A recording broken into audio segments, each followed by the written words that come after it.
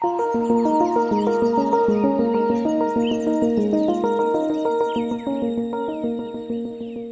Hall's costs are soaring and he's contemplating when to pass some of them on to his customers. So everything is increasing, nothing certainly decreases. Barrels have gone up from $1,200 each to $1,800 each. So everything has gone up.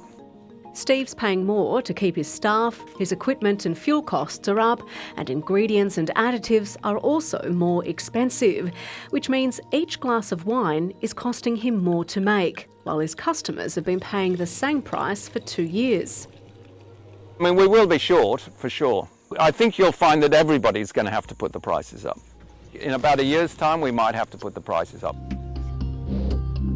In the first 3 months of the year, consumer prices rose 2.1%, taking annual inflation to 5.1%. That's the biggest jump since the GST was introduced. In the quarter, the cost of building new homes increased almost 6%. Fuel was up 11%, though that will come down next quarter thanks to the excise cut. And it's getting more expensive to eat.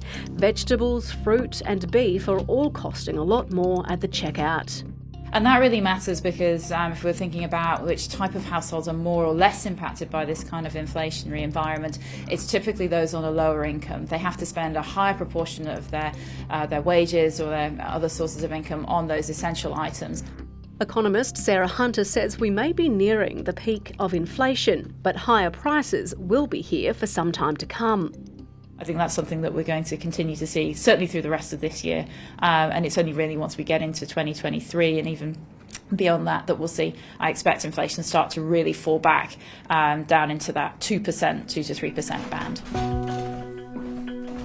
New mum Sophie Miller is all too aware of her rising food bill. Groceries in particular is making a huge impact. Something that might have cost, $10 last year is costing $20, and eating healthy as well is becoming even more difficult because fresh fruit and veg is so expensive. Annual core inflation, which strips out one-off price rises, is 3.7%, well above the Reserve Bank's 2 to 3% target range. That's pushed some economists to forecast the RBA will lift the official interest rate on Tuesday. But the nation's biggest lender says whether it's next week or next month doesn't really matter. At the end of the day, whether they move in May or June is sort of semantics as far as the impact on the economy goes. It's only 1 month. And I think based on what they've set up until this point, it makes a lot of sense for them to hold out and move in June. Gareth thinks the rate hikes will be slow and steady, reaching 1% by the end of the year. I think they need to deliver a shallow tightening cycle.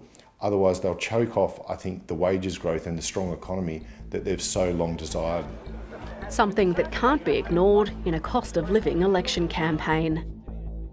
Today's higher inflation numbers are a reminder to Australians that we are living in a complex and volatile economic environment. Everything is going up except people's pay, and they're about to be hit with rising interest rates on top of all of that. Sophie is worried about her mortgage repayments. It's really scary because interest rates have been so good for such a long time. It would make a really big impact if we had to increase our mortgage payments every month. That's our biggest expense by a landslide at the moment. Rates are going up, just like the cost of living.